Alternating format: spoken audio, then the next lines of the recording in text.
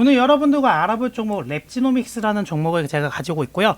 최근에 랩지노믹스가 제3자 배정 유상증자와 M&A 매각 소식으로 그 기대감에 8월 19일이죠. 9,290원 고점 형성 후 이렇게 지속적으로 하락을 하고 있습니다. 그래서 이 고점에 물리셨던 분들은 발만 동동 구르면서 오르기만 기다리실 텐데요. 이럴 때일수록 이렇게 주가가 하락할 때 여러분들 조심하셔야 되고요. 지금부터 랩지노믹스 앞으로의 전망과 대응 구간 그리고 어떤 이유에 대해서 조심해야 되는지 언급드리도록 하겠습니다. 영상 시작 전에 구독과 좋아요, 알림 설정 부탁드리고요. 여러분들의 구독과 좋아요, 알림 설정은 영상 제작에 큰 보탬이 되니 많은 참여 부탁드리겠습니다. 제가 최근에 개인적인 사정이 있어서 영상을 많이 업로드하지 못했는데 앵두콩님께서 30만원 후원과 날구지님께서 3만원을 후원해 주셨습니다. 이렇게 후원해 주신 앵두콩님과 날구지님 정말 감사드리고요. 3만원 이상 후원해 주신 분들에게는 제가 이렇게 실전 투자 대회 경험을 바탕으로 만든 이 매매 기법 자료를 보내드리도록 하겠습니다. 이 매매 기법에는 작전 세력의 종류, 그러니까 어떤 식으로 작전을 하는지 그 패턴과 작전을 하는 방법이 기재가 되어 있고요.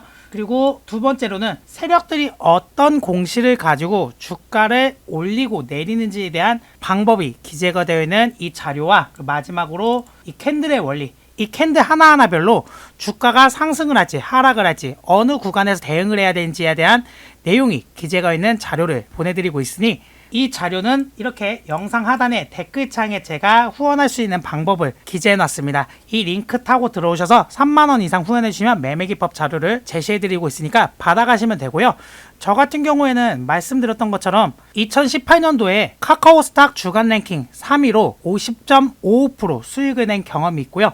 게다가 키움증권에서 452%란 수익률로 입상을 한 경력도 있습니다. 그리고 애널리스트로 활동한 경력도 있고요. 그렇기 때문에 제가 이렇게 방송을 촬영하는 건 여러분들이 리딩방에서 피해를 당하지 않기 위해서 조금 더 보는 시야를 넓혀 가셨으면 하는 바람으로 이렇게 좋은 목적으로 촬영하는 거니까 부담 갖지 마시고요. 자, 지금부터 이 랩지노믹스에 대해서 알아보도록 할 텐데요. 랩지노믹스 이 회사 어떤 회사냐? 이렇게 원숭이 두창 관련 테마, 유전자 치료 분석, 그리고 마이크로옴 바이옴, 그리고 코로나19 치료제 백신 개발, 그리고 백신 진단 시향 및 방역 개발을 하고 있는 업체입니다. 그렇기 때문에 이 종목 같은 경우에는 세력이 작전을 하기에는 정말 최적화된 종목이라고 볼 수 있습니다. 게다가 이 M&A 이슈가 들려왔죠. M&A 이슈로 진행하면서 제3자 배정 유상증자라는 내용을 여러분들이 들어봤을 거예요.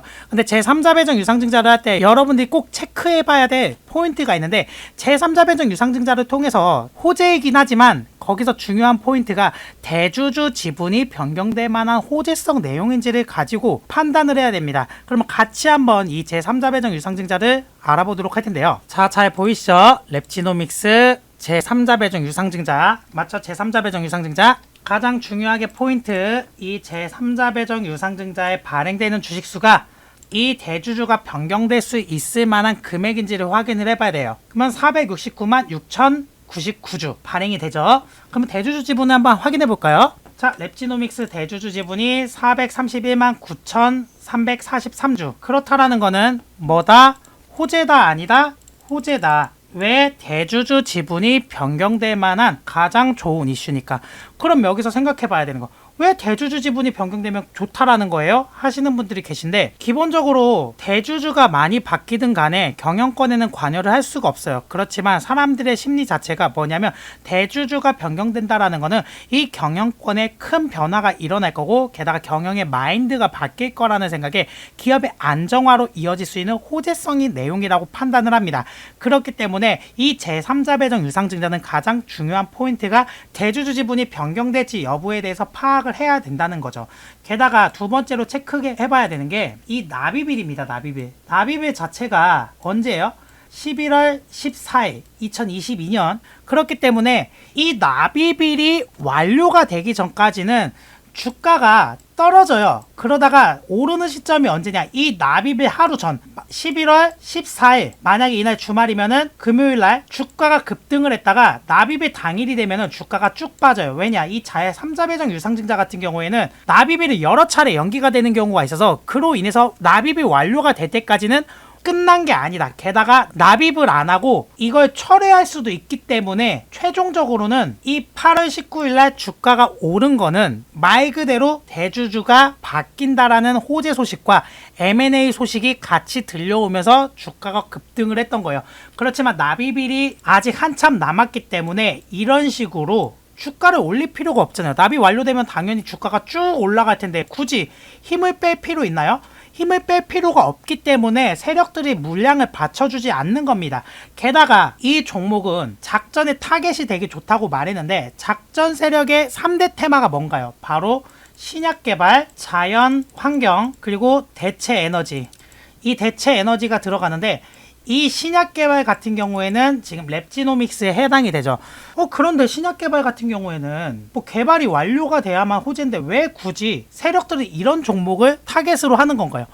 정확한 질문입니다. 이걸 제가 설명드릴 텐데 신약 개발을 하는 업체들은 개발이 완료가 돼야만 최종적으로 주가가 급등을 합니다. 그렇지만 세력이 타겟을 삼기 좋은 건 호재성 내용은 당연히 가지고 있고 게다가 만약에 진짜 뭐 삼성바이오로직스나 이런 큰 회사 같은 경우에는 자금이 많이 들어가잖아요. 그렇지만 이런 중소업체들의 경우에는 적자폭이 계속 그러니까 수익이 발생되더라도 결국 연구개발비로 많이 들어가기 때문에 적자폭이 발생이 돼요.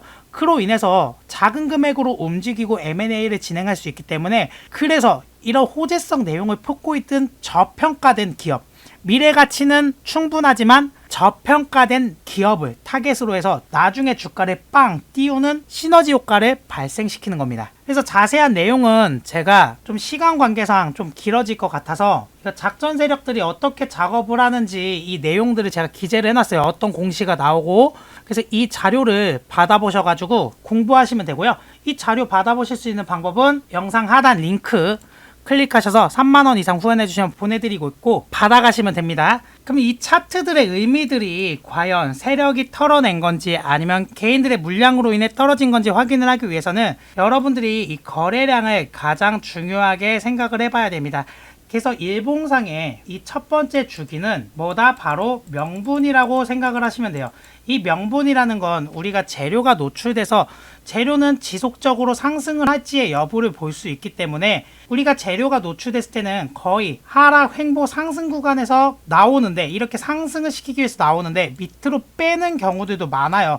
그 재료적인 측면이 기간의 텀을 갖고 아직 때가 아닐 때에는 한번 테스트 삼아 나오는 경우도 있지만 그렇지 않을 경우에는 이렇게 흔들면서 위로 올라가거든요. 제가 아까 말씀드렸듯이 제3자 배정 유상증자 같은 경우에는 기간적인 부분이 많이 남아있기 때문에 11월 14일 날 납입일이고 24일 전에 하루 전날에는 주가가 급등을 했다가 당일에는 빠지는 성향을 많이 보인다라고 말씀드렸죠.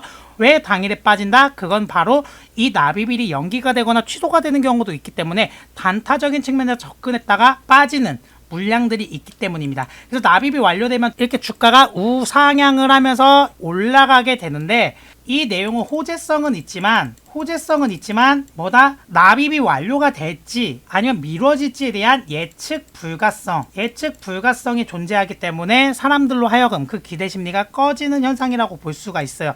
그럼 저 같은 경우에는 30분 봉을 보는데 이 30분 봉에서도 보시면은 이렇게 십자형 캔들들이 많이 만들어지는 걸 볼 수 있습니다. 그리고 주가가 빠질 때에는 이런 식으로 빠지게 되는데 보시면 주가가 올라갔을 때 이 구간에서 거래량이 많이 포진되어 있지만 주가가 빠질 때에는 거래량이 현저하게 없다라는 걸 볼 수 있거든요. 제가 일전에 방송에서도 누누이 말씀드리지만 이 장대 양봉이 섰을 때 이 절반값을 훼손하면은 손절을 하라는 말이 있듯이 이 절반값의 손절한 주체가 과연 개인이냐 아니면 세력이냐 를 판단을 해서 내가 매집의 포지션으로 가져갈지 아니면 손절의 포지션으로 가져갈지 결정을 짓는 겁니다. 지금 같은 경우에는 거래량이 밑으로 빠지면서 아예 줄어든다라는 거는 이건 개인들끼리 아까 말씀드렸던 것처럼 주가가 오르지 않자 시장가로 지속적으로 던지게 되면서 폭탄들을 계속 떠안으면서 던지게 되는 거예요. 그로 인해 주가는 밑으로 계속 빠져들게 되고